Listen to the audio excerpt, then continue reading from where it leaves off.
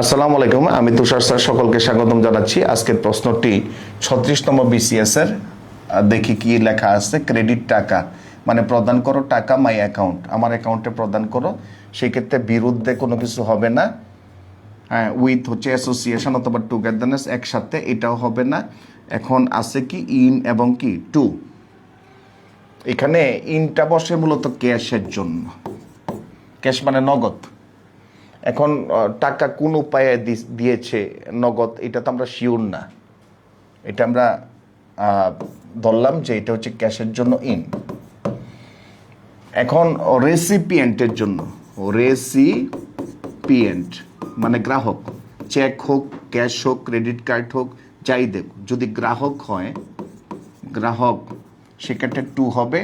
আর beneficiary, ফিসিয়ারি, সেক্ষেত্রে for হবে।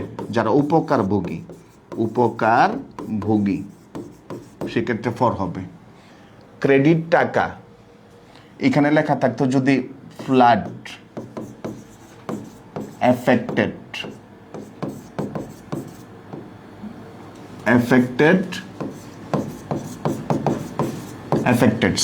তাহলে এখানে ফ্লাড এফেক্টেড যারা আছে তারা কি বেনিফিশিয়ারি হইতো, সবাই পাইতো, কিন্তু ও তাদেরকে বেসিক্যালি আইডেন্টিফাই করে তাদেরকে দেওয়া হতো না, কিন্তু তারা উপকারভোগী হতো।